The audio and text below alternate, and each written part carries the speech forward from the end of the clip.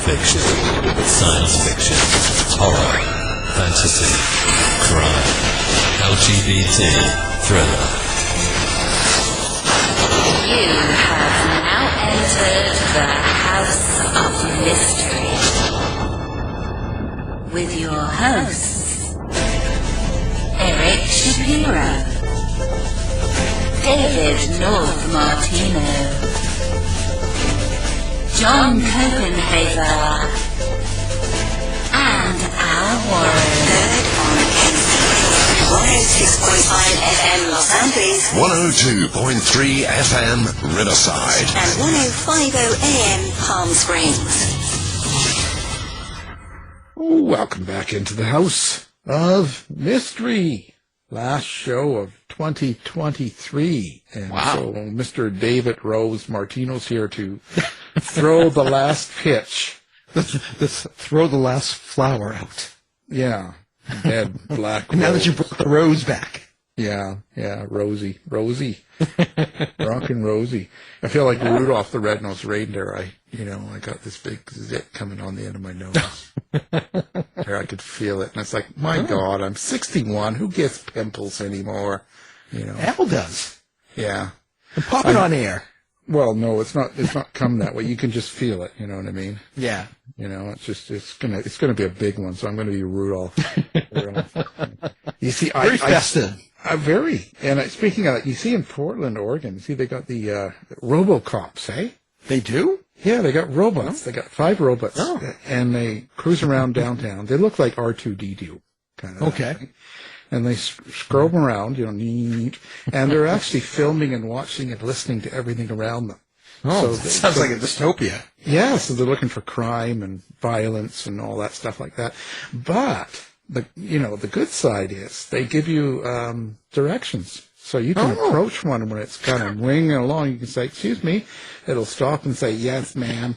And then you kind of go, "Well, where can I find the Starbucks?" And then they'll send you to Starbucks. That's convenient. And if you're getting, attacked and beaten, as you always do when you're downtown, it will help.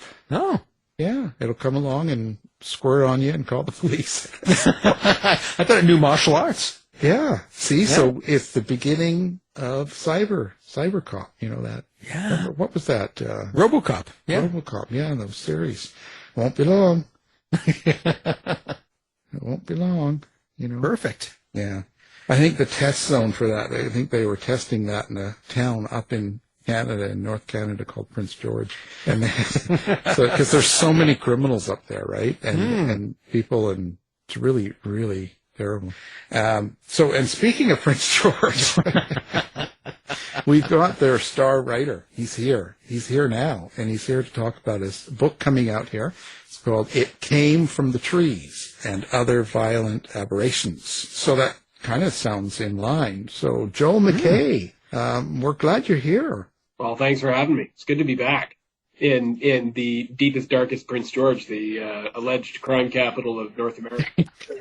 Well, yeah, that's that. Now, I'm just saying, this is what I heard. I don't know if it's true, but they test all of those RoboCops up in Prince George, right? Well, when you're talking about those RoboCops, my first question is, so you run into one of these, like, what if you said, "Hey, like, where can I score some smack?" Like, do they arrest you? Do they arrest you on the spot, or do they point you to the direction of the latest dealer? Do you get a lecture? Like, I'm curious as to what the program functionality is if you ask it that question. Well, you see, for listeners, most are American, and they're going to go, "What?" You see, in Prince George, there's no criminal drug use, so you can use heroin, pot, everything you want. So this is why he's asking where he can score it. This would be not. It's just so you know, it's not illegal there. So, I don't know that that's a Prince George thing. I think that's just I'm a BC Canadian. Yeah. I know. I was just picking on you. It's just general curiosity, right? Yeah, it's like, why not? Well, actually, the thing is, I don't know. I don't know enough about them, but the reporters that would approach them, they would respond politely and help them out whatever they wanted. So I don't know what they do if you need to get some drugs. Or if you're getting attacked, I don't know what they can really do. I think they film and report it. Yeah. Yeah, I can't imagine they are trained in the proper application of use of force in that kind of situation, right? Like, Not yet. not yet, right? Not yet. But these are the first. Yeah, this is the first rollout, right? So it's like anything. It starts there and then it turns into something more serious. Yeah, maybe. Well, which would you want? A real human cop or a robot cop? I guess I'm old school, a real human being. You are so Canadian. You're too nice. I don't know. I don't trust the robot. Like, I don't. Yeah, that doesn't. I also think it's ironic that it's Portland, right? Like, Why? Well, wasn't Why? Portland one of the lead cities in the defund the police movement? Yeah, but they've got a lot of issues. Okay, like, are we talking San Francisco level trouble, or? For the size of the city, they're way above what they should be. Okay. You know, like they outrank Seattle, which is over double the size, and it shouldn't be, you know? Yeah. Well, that's awful. Portland's a beautiful city. Yeah, it's too bad. When it was when I was there a decade or more ago. Yeah. Well, you see, that's because you left, and look what happened. Yeah, that's exactly right, right?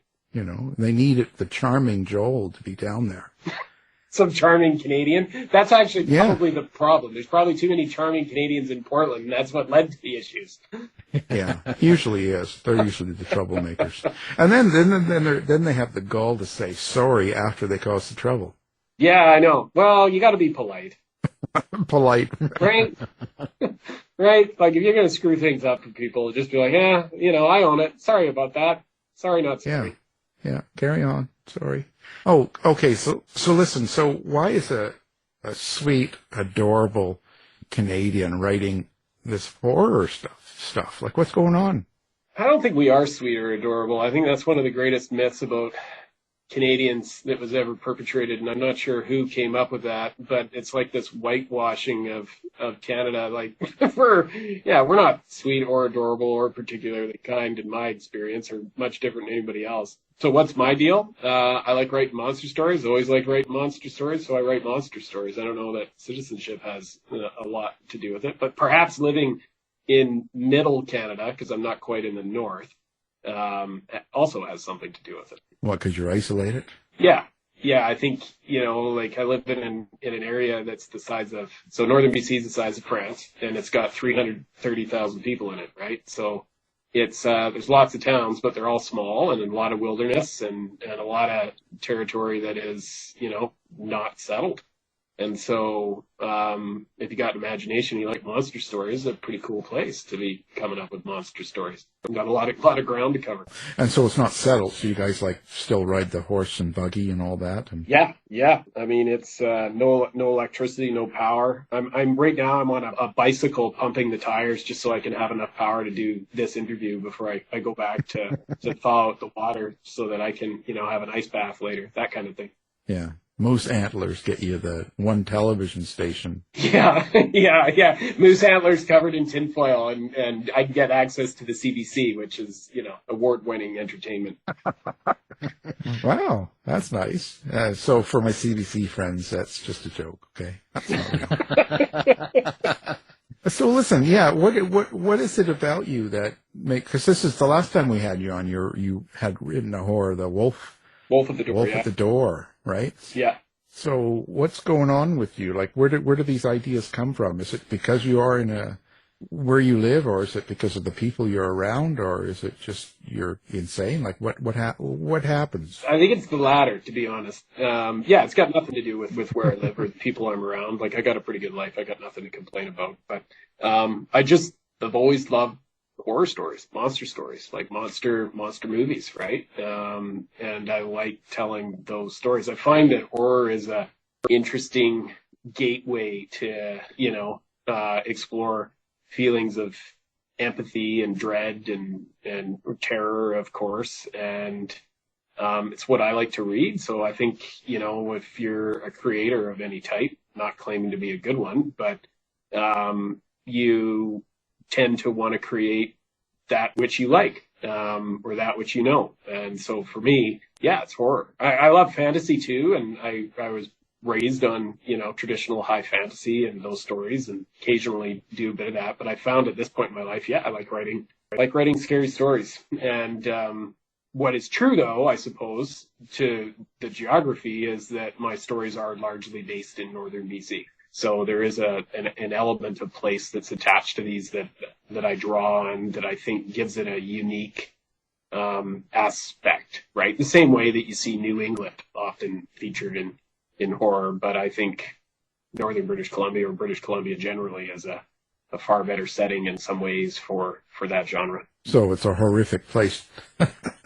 I think that there's some meeting point between the ruggedness and the diversity of the geography and climate, even in the Okanagan or the north, the coast, that makes for really compelling places. And then, you throw in compelling characters and then something paranormal or supernatural. And you've got something quite unique. I mean, look, it's British Columbia. What's its tourism brand? Supernatural British Columbia. There is a long history in this province of leaning into sort of the spiritual or supernatural elements of storytelling, that I don't think I'm the first in any stretch to be in that place. Certainly not the first in the north. So I'm adding to what I think is a nascent tradition of bonkers storytelling coming out of British Columbia. No, so how important is the setting then? Is the setting up there with the character for you? Do you write? Yeah, like it is. Yeah, for me it is. Yeah, I'm a big believer in the value of place, and I'm just passionate about British Columbia. I always have been. I'm Canadian, but I identify as a British Columbian first. If that makes any sense, I suppose the same way that a Texan would identify as a Texan before an American in some cases. And so place for me and showcasing that place, exploring that place, I think it actually helps to build place, because I think for readers, like, people really don't know Canada. Like, Canada's geography, Canada as a place or as a setting, whether it's in films and books, on radio, it's often masked. I mean, look at Vancouver. Like, Vancouver's the number 3 city in North America for filming. But how many of the movies that are filmed there or TV shows are actually set there? It's always positioned as somewhere else, small town America, somewhere else, but it's actually filmed in Vancouver. And it bugs me. As a British Columbia, as a Canadian, I want to see more stories set in this place about people from this place and issues that are unique to this place. Why does it always have to be, the eastern seaboard of the United States or California? And there's nothing wrong with those places. I love those stories too. But if we want a true diversity of stories out there and narratives, then, we need to build place. And so, yeah, for me, place setting, pretty important. I'll give you some phone numbers of some filmmakers, and you can scream at them. Yeah, I can scream at them, and they can promptly hang up the phone and never option any of my books, right? Right. Well, what do you think people get wrong about Canada? Oh, that's a good question. I think so I've got a lot of family in the States, including my parents. Love the U.S., love spending time down there. I think people get a lot wrong about the U.S. too. I think, the stereotypes, there's obviously some truths there, but also, like, Canadians, aren't always the nicest people that the rest of the world thinks. Like, we've got our own issues in this country. We've had our own issues for over 100 years. We seem to have convinced everybody, including ourselves, that our history is boring, and that it's not bloody, and that in actual fact, if you look at it, it's anything but boring, and it is very bloody. And I think people look at Canada from the outside and they see this massive geography and just assume it's a wasteland. Well, if you've been up to the territories, it's not a wasteland. It's pretty darn green for a solid chunk of the year. And in the part of the province that I live in, everybody, and I've talked to people like, oh, do you live in, ice huts and igloos up there? And I'm like, well, no, like, it looks like, honestly, like, it's, I've got the Rocky Mountains an hour east from here, and in Prince George, smaller mountains and forests. Like, in a lot of ways, it looks like middle America, right? And it's not winter all the time. We have hot summers. So there's things like that I just think there's a lot of assumptions of Canada being empty and this snowy wasteland, and I don't think they're true. That at least has never been my experience, and I don't think we do a good job of telling our own stories. Well, that's good. You don't want more people to come, do you?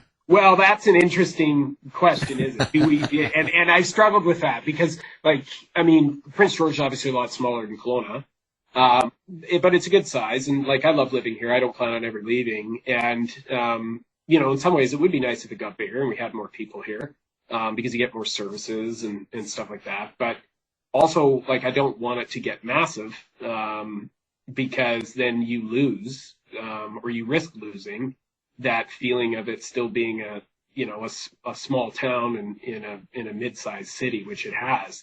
And that was one of the reasons why I left Vancouver. I love Vancouver, born and raised there, great place, but the Vancouver that exists today is not the Vancouver that I grew up in. And the parts that are gone are the parts that I miss, that I found living in the interior again.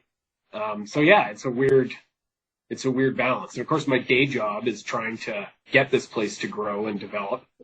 So there's a constant struggle in that too. I also noticed in this that you talk about, like, this is tree planters on the run from parasitic insects. So that's an interesting premise right there. First of all, tree planters, I guess because it's in the area you're in, you must have a lot of tree planters. And the insects. So what is that? Did the idea of that come to your head first, or did you have your characters and then you decided to do that to them? The idea came to my head first. The idea was born out of the mountain pine beetle epidemic, which devastated our forests in the interior and in parts of where you live too for the better part of the last 20 years. And in some cases gutted the forestry industry and had real impacts on communities. And I wanted to write a story about that because I'm not sure that the rest of North America or even Western Canada really understands that we had this issue that ate 70-80% of our pine forest through insect waves over a 20-year period. There was times in the early 2000s when you would fly over the central interior of British Columbia and the forests weren't green, they were red because the trees were dead and stained by that mountain pine beetle. And it was gargantuan. Like, it's hard to even wrap your head around the impact that had on not just the visual qualities of the place, but work for people, right? I mean, once that beetlewood is gone, like, it takes 60 years to grow a decent sized tree here and then, mill it into lumber. So we lost a lot of forestry jobs. That impacts families, that impacts restaurants and hotels, all those other things, right? So that was rolling around in my head for a while because it's very real here in British Columbia and especially in the central interior. And then I got this story, well, how do you approach that? And I tried a few times and nothing came together. And then I got an idea of, a group of tree planters who stumble upon an insect that has been unearthed by logging. And then it infests and takes over their body. And there's really no escape from it. And it spreads and it spreads and it spreads. So yeah, mountain pine beetle and what we saw here definitely feeds into that story. I think it's a baseline for it. I wouldn't call it commentary on forestry. I'm sure people will read into that. It's not supposed to opine on forestry one way or another. But what it does harken back to, that I do say in the book after the story, is an X-Files episode from season 1 of this series, where it is about loggers and there's a parasitic insect. And so that story is drawing two things together. One, this mountain pine beetle issue, and two, it's an ode to that X-Files episode that was filmed in Vancouver and that I love, and it still scares the hell out of me, almost 30 years later. 30 years later. Yeah, 30 years later. And so I drew that together and was able to write a novelette. So out of it, and that is the title story. It came from the trees. I used to watch them film X-File in Vancouver from my apartment. Oh, yeah, no way. I used to see them. Floor, yeah. Yeah, I used to see them filming too when I was living there, all over the place. In fact, when they filmed the second movie there, I actually managed to figure out where they were filming the first night downtown and crashed the set and was able to meet David Duchovny and get a photo, and he was perfectly polite about it and everything, which was pretty cool for a long-term fan. Well, there you go. See, I have some other stories about him, but Oh, Anyway. do tell, Alan. Yes. No, that's a whole different life, you know. I don't want to do that on the air. God. So, but I also noticed in the story you've got like, what's this other stuff? Like a physicist that's become a target of a murderous airline, teenagers trapped in a museum, and you've got, holy cow, you got all sorts of stuff going on here, and then you've got a bloody resurrection of an elder god. This is like an acid trip. Yeah, I guess if you read it like that, it could be. So the book itself is a collection of 5 stories. It's short. I wanted it to be short, because I like anthologies, but I like short anthologies. So I'm trying to appeal to people who are like me out there, who like short stories and short fiction that don't want to, spend 2 weeks. Basic readers. Yeah, basic readers. Let's walk to 20, 30 stories necessarily, right?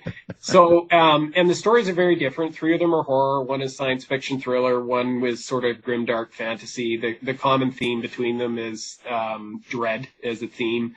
But also, they're written by me, and they're basically set in BC or draw on BC as a place to inspire the setting.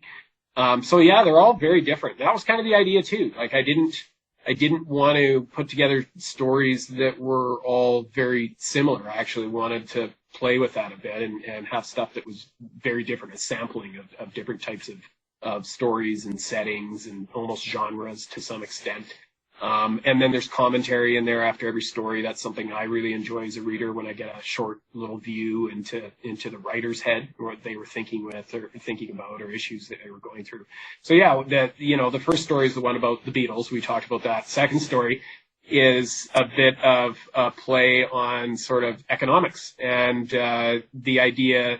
So I had another idea rolling around my head for a long time, which is like, what would actually happen if somebody invented teleporter technology? Like, how would that actually play out on the ground? Where would that start? And like, we've seen a lot about teleporter technology, and I mean, The Fly is obviously a good horror example of that, which body horror, one of the best examples, in fact.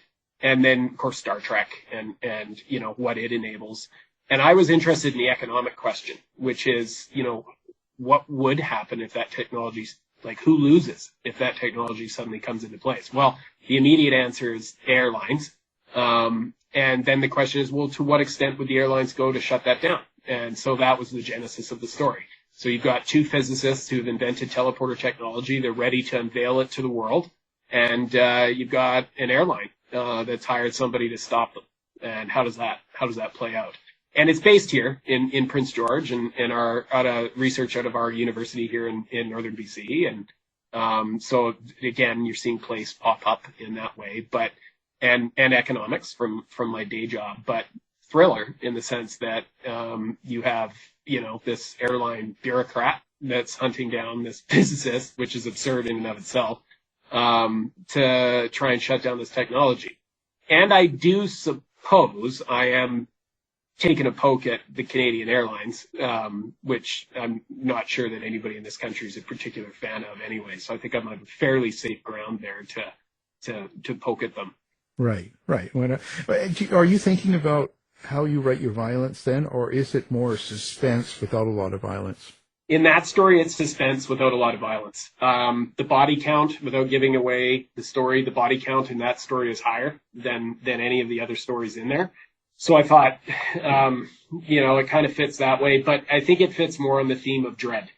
This sort of physicist who's, just trying to advance research and this impending awareness that, maybe they're not going to see their invention, come to fruition. And the title of the story is A 21st Century D.B. Cooper. It's a case I've always been fascinated with. It's out of the Pacific Northwest, so not far away in geography, but if you know the story of D.B. Cooper, then that's going to give you a sense of where this story is going. I wrote one of the books on it. Did you? Yeah. Yeah. In fact, the show on Netflix right now is from my book. Oh, that's awesome. I've seen that show. So, Alan, I've got to ask you the question. You wrote a bloody book on the case. So did he survive the jump or not? I would say probably not. Yeah. I'd say, to be honest, probably in my opinion, I'd say it's about an 80% chance that he didn't survive. That's my opinion.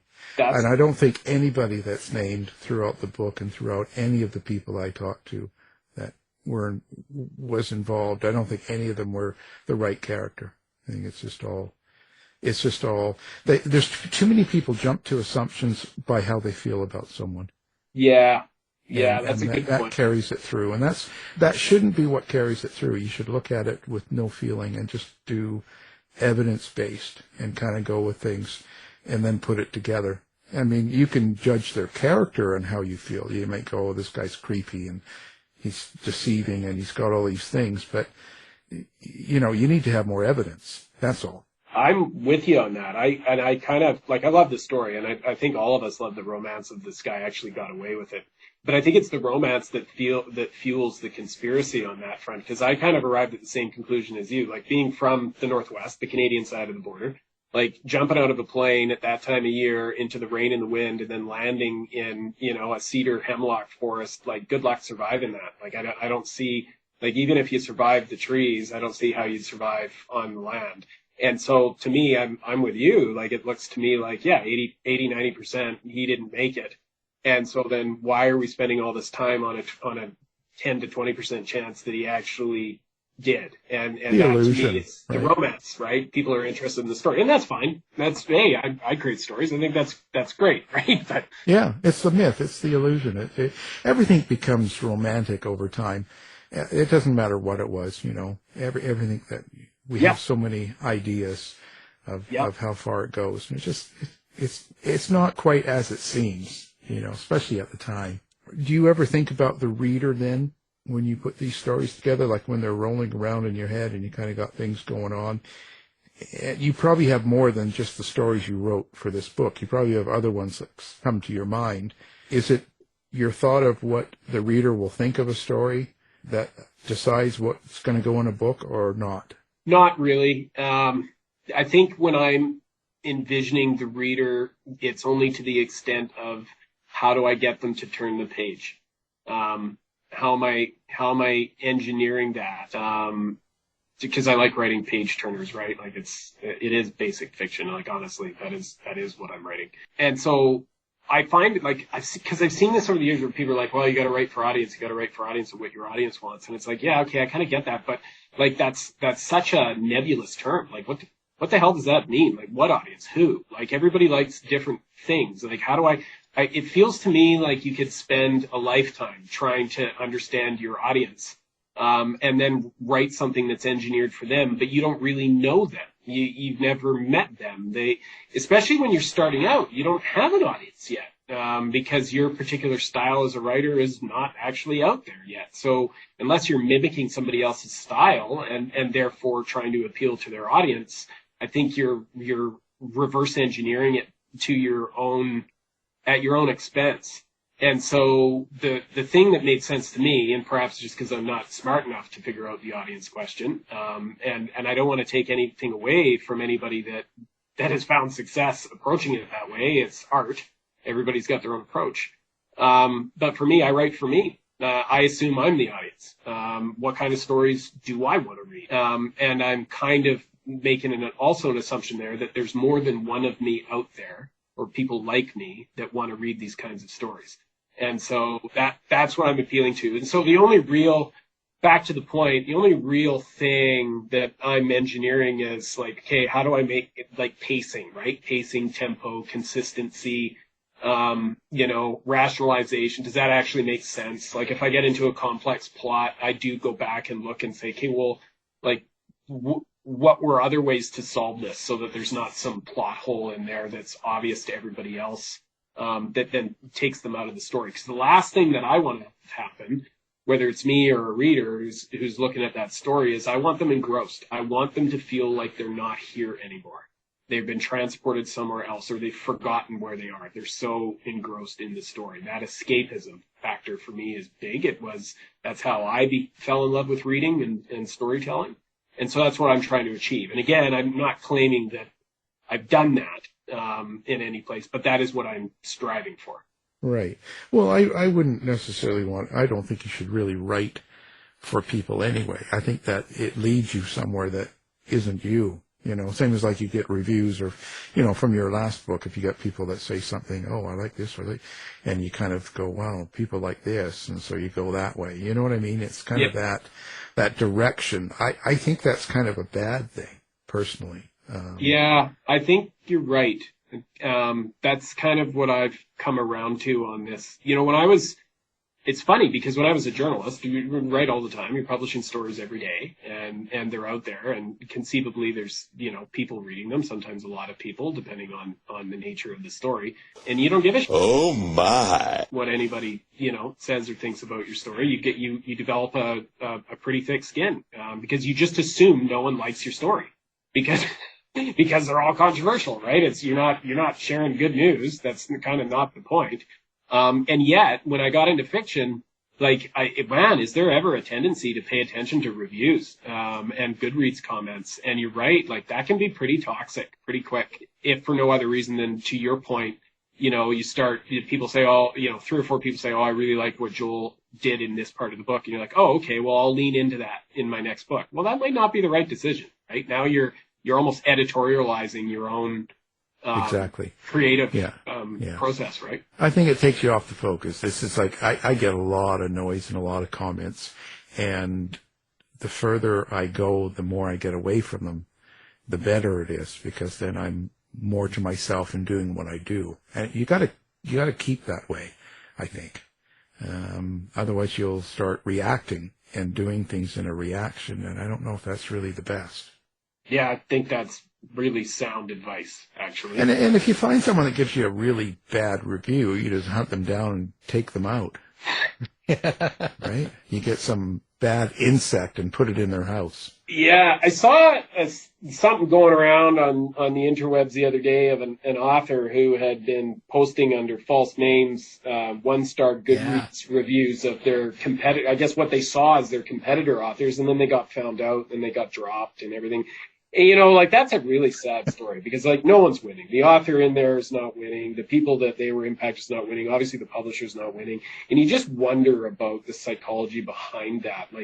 Is it, this view of competition in the marketplace that kind of corrupts the artistic practice and the community of writers that we're trying to pull together?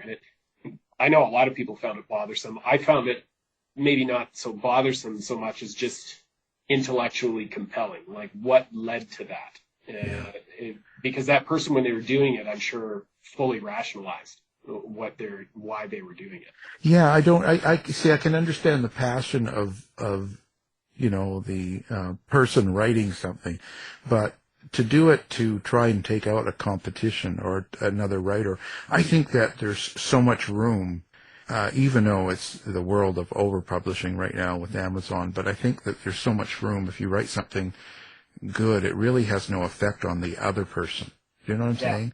Because if your book is good, it's good, but it's not going to take away people from other horror writers like Chismar or any of the others. Like Stephen King doesn't take everybody that likes horror. You know what I mean? I think you're right. If that were true, then there just wouldn't be that many writers out there, because Stephen King would have absorbed the entire audience decades ago, right? So right. The very fact that other authors exist in this genre would suggest that it is a limitless potential to attract readers. So I tend to agree with you, and I think it's a healthy way to look at it, frankly. If you're the one that's sitting behind the keyboard for months on end trying to tap things out, if you're layering, I've got to compete from a business perspective on top of that, good luck to you. Good luck to wanting to get out of bed every morning, because it's hard enough to just tap this stuff out and feel good about it and then find somebody that wants to publish it for you or publish it yourself and go through that process, much less now to get into this realm of, okay, now I'm going to compete like this is,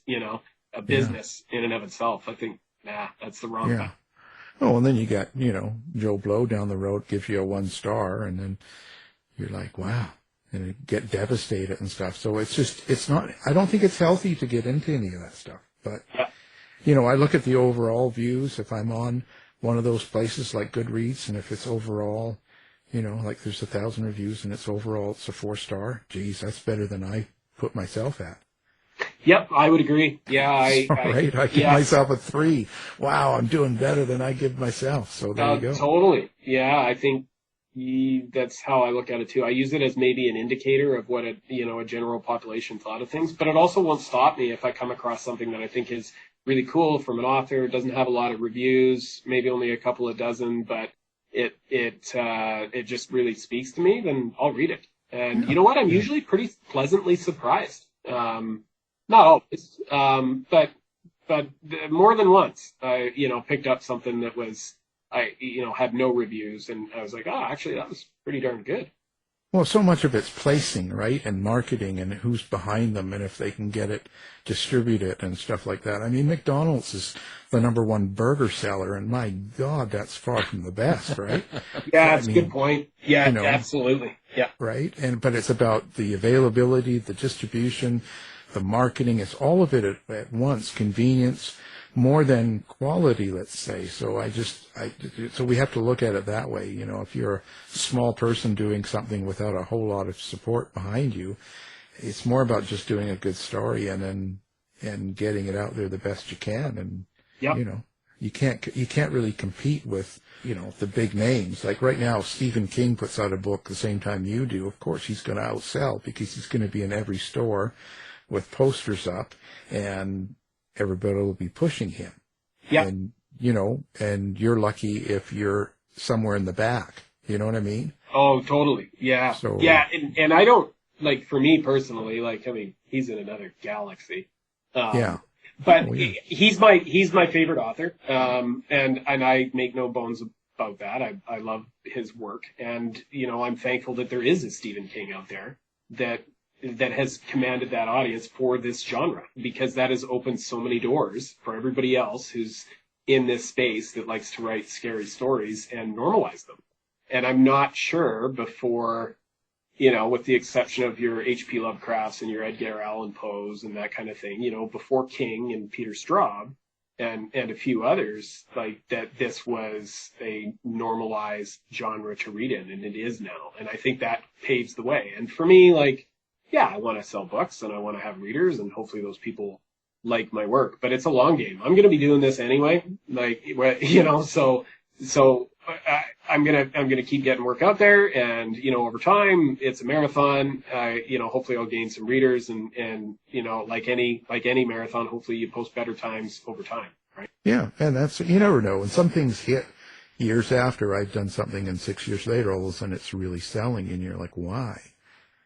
What about this happened, so and you still got your day job, right? So. Yes, I do. Yeah. So I'm not throwing all the eggs in one basket here at this point in time, that this is going to be the be all and end all. And I love my day job. Right. And for me, and that's another thing, right? In my bio in the back, you'll see in my bio, it says basically what I do during the day. And then, I write these stories by evening, and that was purposeful because I didn't want to leave. I don't know. I get tired a bit when people separate themselves out or separate their lives out. I like seeing the full view of a person, the authentic view. And in my case, that view for, the most part of it is this guy's got a day job, and it's very different than what he does. And he does this by night, and that's, who he is. And so there's a bit of a statement in that too. Oh, for sure. I didn't realize they called walking the streets a day job. But hey, if maybe you do it in the day, not just, I don't know. Yeah, well, fair enough. That's a whole other topic of conversation, right?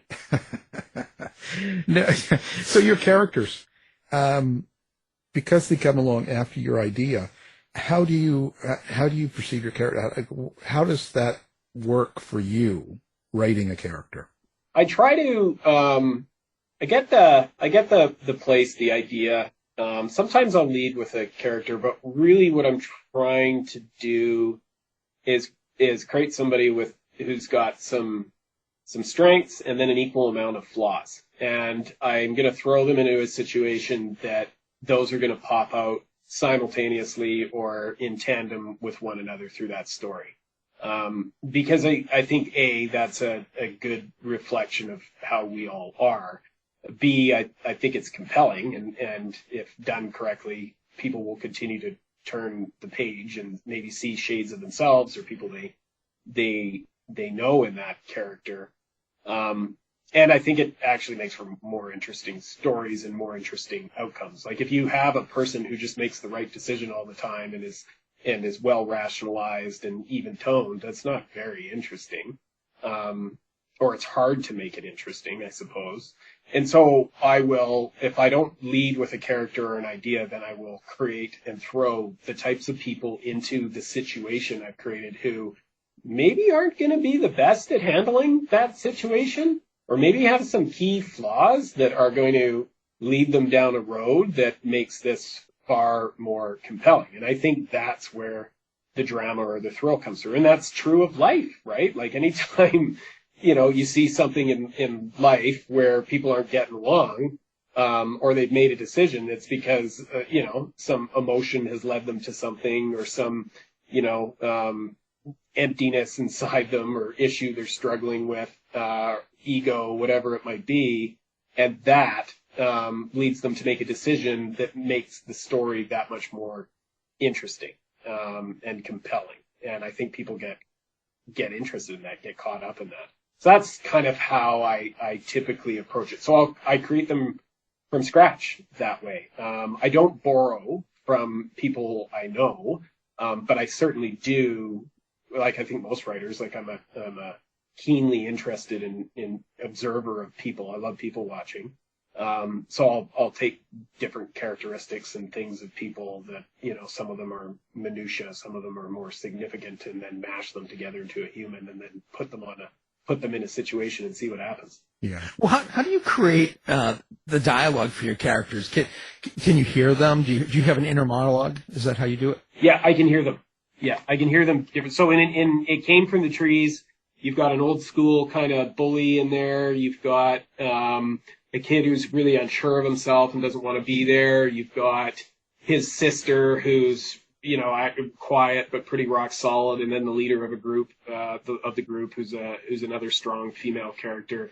But yeah, I could, as you flesh them out, you figure out their backstory a little bit, who they are, where they come from, why they're there, or why they don't want to be there.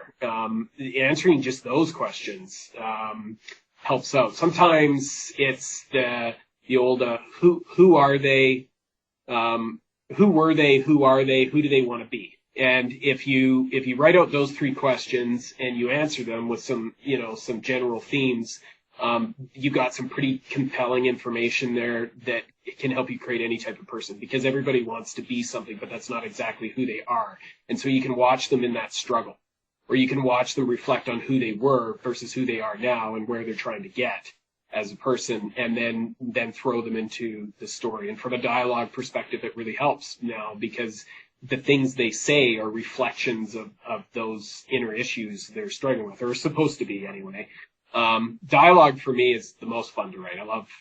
I love writing dialogue. I love listening to dialogue and reading it and seeing how people actually speak and communicate with one another, especially stuff that's really snappy. So yeah, that's kind of how I go at it. Wow, so you actually hear them and stuff. Do they tell you how to do your day job and stuff like that? the voices in my head. Well, yeah. Doesn't your inner monologue tell you everything, right? But are they a bunch of different characters? No. I mean, that's all the fiction side of this, right? Right. And how do you decide what's real and what's not? That's. Yeah, well, hopefully you're sober enough, on your day job that's not a hard question to answer. I think the moment that becomes a hard question for me, we're heading down another path. Then your books are going to get real good. Yeah, and I'll be resigning from my day job and, doing something else. Well, streetwalkers don't let you get that way. Oh, this is terrible. Boy, Canadians are awful. Anyway, so listen, are you doing social media? Are you doing website, weird bars, hookup apps? Like, where do people find Joel McKay? You will find me on social media, and only on social media right now. So you can find me on Instagram and Threads, author Joel McKay. You can find me on Twitter, Joel C. McKay, or X, as we now call it. Those are the places that I hang out from time to time. I can't say I'm on there all the time. But that is where you will find me these days. Well, fantastic. So when does the book come out? What's the date? January 26th. So pre-orders are up now on Amazon for the ebook. Print and ebook will be released January 26th, and hopefully lots of people will buy it. Well, hopefully, you know. And everybody, give them a really good review. Yes, please do. Or just a review. No. Where did you go from here then? What, are you working on another story? Have you always got something going? Or I do, yeah. So I'm about 92,000 words, or about 360 pages into a novel. It's a horror novel, also set in BC. I would call it industrial horror. So it's gothic and cosmic and takes place on the windswept and rainy coast of British Columbia. And I hope to have the first draft done here actually, I'd like to get it done in the next few weeks, and then clean it up and, go from there. Wow. And and so gothic and Vancouver, and is it an up to date? Is it in today's date or? Yeah, it is. Yeah, it's contemporary. It's not in Vancouver. It's in the Central Coast. So different area, remote, and it is about an old town that is a mill town that's been a ghost town for 30 years until someone comes along and tries to restart the mill. And then, all the things that go along with that until it goes sideways with, my, characteristic supernatural, god-awful horror element that I'll inject somewhere along the way. Right. So that's great. Anytime you come to town, it goes to hell. You go to hell in a handbasket. Yeah, you guaranteed. Wow. So there you go. And something to look out for. So, of course, the book is called It Came from the Trees and Other Violent Aberrations. And, of course, it's Joel McKay. So thank you for being on the show. Thanks for having me again. Always great to be here. Thanks, Joel. This has been a production of the House of Mystery Radio Show. To find out more about our show, guests, or hosts, go to our website at houseofmysteryradio.com.